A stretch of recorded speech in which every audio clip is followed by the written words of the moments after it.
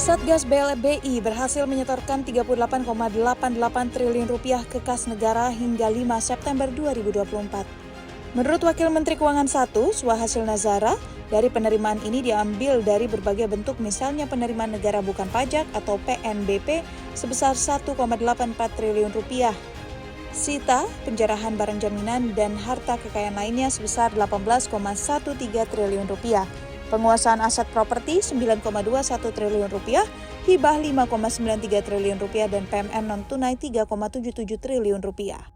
Suhasil menambahkan program penagihan BLBI akan dilanjutkan pada tahun depan dengan anggaran Rp10,25 miliar untuk pembentukan Komite Penanganan Hak Tagih Dana BLBI pengganti Satgas BLBI hingga melanjutkan upaya pembatasan keperdataan dan atau layanan publik serta pencegahan bepergian ke luar negeri.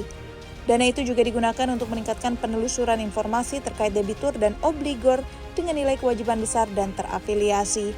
Antara lain dengan bantuan audit investigasi BPKP, serta pelatihan peningkatan kemampuan aset tracing bekerja sama dengan pemerintah Amerika Serikat.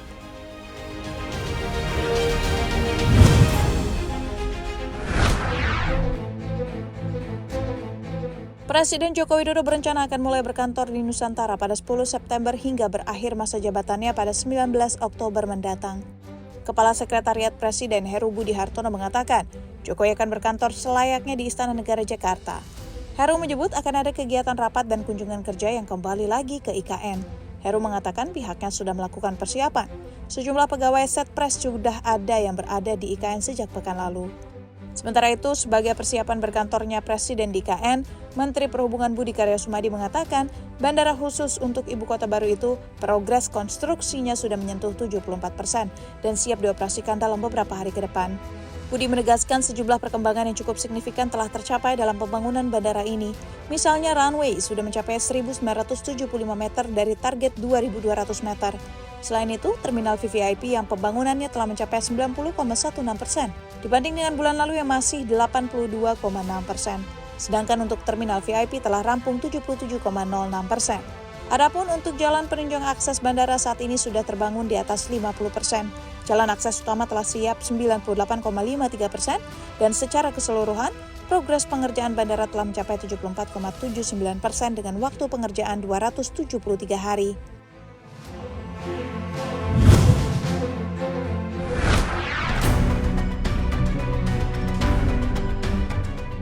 Survei konsumen Bank Indonesia pada Agustus 2024 mengindikasikan keyakinan konsumen terhadap kondisi ekonomi meningkat tipis dibandingkan dengan bulan sebelumnya. Indeks keyakinan konsumen atau IKK Agustus 2024 tercatat sebesar 124,4, lebih tinggi dibandingkan 123,4 pada bulan sebelumnya.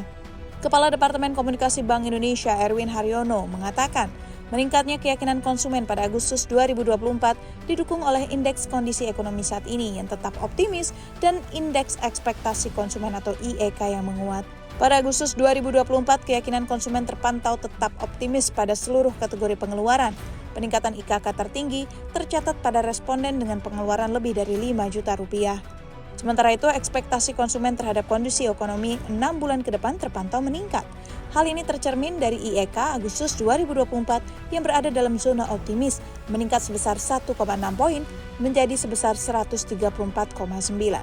Menguatnya IEK didorong oleh peningkatan seluruh komponennya, yaitu ekspektasi terhadap penghasilan, ketersediaan lapangan kerja, dan kegiatan usaha.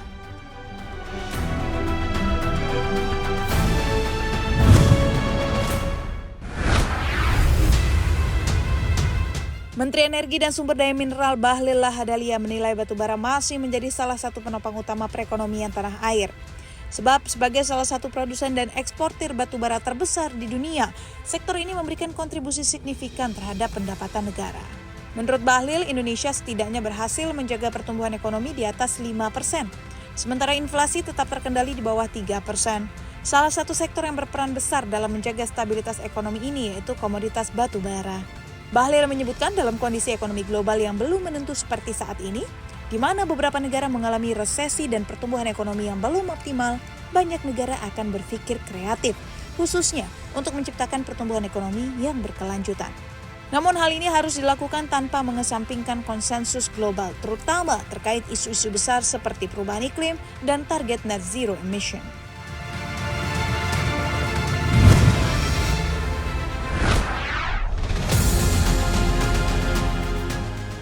Komisaris Telegram, Pavel Durov, mengatakan aplikasi perpesanan itu akan merombak aplikasi setelah mendapat banyak kritik dari lembaga pemerintah di berbagai negara. Telegram berkomitmen akan menangani kritik yang diberikan atas moderasi konten dan menghapus beberapa fitur yang telah disalahgunakan untuk aktivitas ilegal. Durov mengatakan Telegram telah menonaktifkan unggahan media baru ke alat blok mandiri yang telah disalahgunakan oleh aktor anonim.